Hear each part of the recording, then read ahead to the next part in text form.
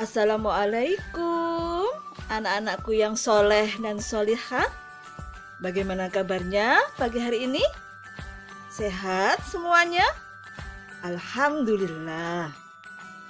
Kemarin ibu sudah menjelaskan bahwa wujud benda di sekitar kita ini ada 3, yaitu 1, benda padat, 2, benda cair, 3, benda gas. Dan kali ini kita akan belajar tentang sifat-sifat ketiga benda tersebut.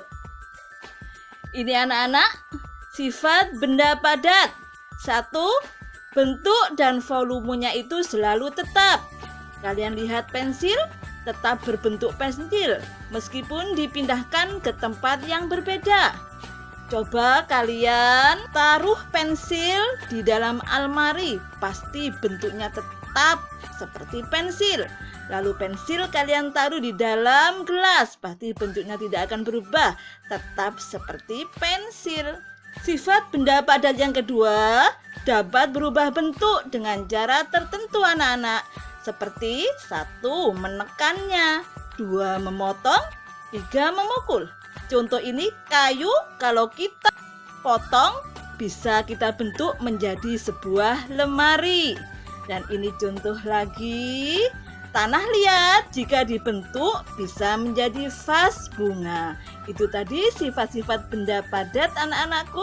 Sekarang sifat benda cair. 1, bentuk sesuai wadahnya. Contoh air, kalau kita masukkan ke dalam gelas, bentuknya seperti gelas. Kalau kita masukkan ke dalam mangkok, bentuknya seperti mangkok. Kalau air kita masukkan ke dalam botol, bentuknya seperti botol. Yang kedua, sifat benda yang cair yaitu volume zat cair akan tetap. Ketika zat cair dipindahkan ke tempat yang berbeda, yang berubah hanya bentuknya, sedangkan volumenya tetap. Volume itu apa, anak-anak? Volume adalah jumlah atau isi ya anak-anakku. Yang ketiga, sifat benda cair yaitu bisa mengalir ke tempat yang lebih rendah. Contohnya, aliran air di sungai. Nah, ini gambarnya. Yang keempat, sifat benda cair adalah permukaan benda cair yang tenang selalu datar. Air dalam botol tetap datar, meskipun botol dimiringkan. Itu gambarnya anak-anakku. Sifat benda cair yang kelima yaitu dapat melarutkan benda. Contohnya, gula larut ketika dimasukkan ke dalam air. Sifat benda cair yang keenam yaitu dapat meresap melalui celah-celah kecil. Peristiwa meresapnya benda cair melalui celah-celah kecil disebut kapilaritas, yang dimanfaatkan pada lampu minyak atau kompor minyak. Itu anak-anak. Sifat benda cair yang ketujuh adalah menekan ke segala arah. Contohnya, air jika dimasukkan ke dalam tempat yang banyak lubangnya, pasti air itu akan keluar melalui semua lubang. Itu contohnya anak-anak. Sekarang yaitu sifat dari benda gas. Yang pertama atau ke-1 yaitu bentuk dan volumenya tidak tetap. Jika kita memasukkan udara ke balon yang berbeda bentuknya, pasti volume gas atau volume udara yang masuk ke balon itu juga berubah-ubah sesuai dengan bentuk balonnya.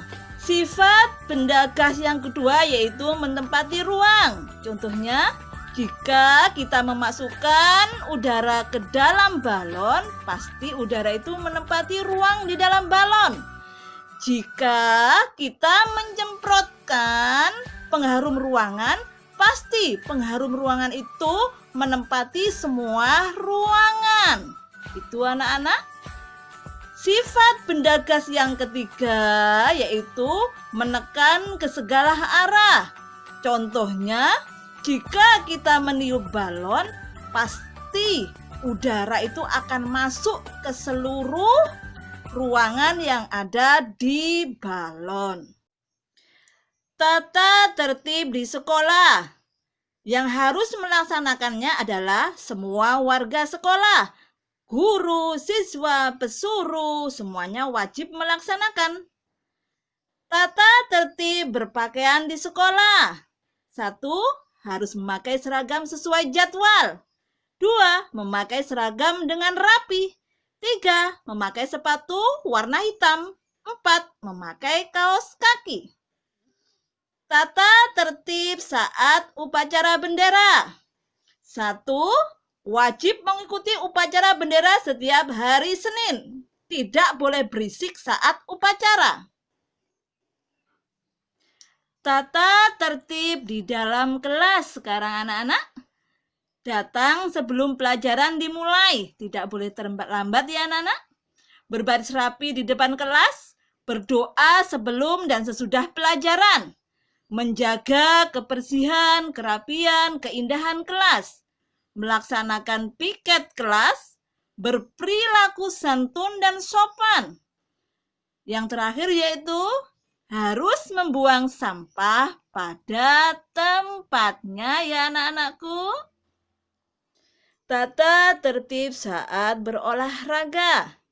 Harus mematuhi aturan dalam permainan dalam berolahraga. Pemain dan penonton harus tertib. Tidak boleh curang. Penonton tidak boleh membuat gaduh. Itu tadi aturan-aturan yang ada di sekolahan ya anak-anakku. Itu tadi pembelajaran dari Bu Hartini. Mudah-mudahan bermanfaat buat kita semua dan anak bisa menerimanya dengan baik. Jika ada kata-kata Bu Hartini yang salah, Bu Hartini minta maaf. Bu Guru akhiri. Wassalamualaikum warahmatullahi wabarakatuh.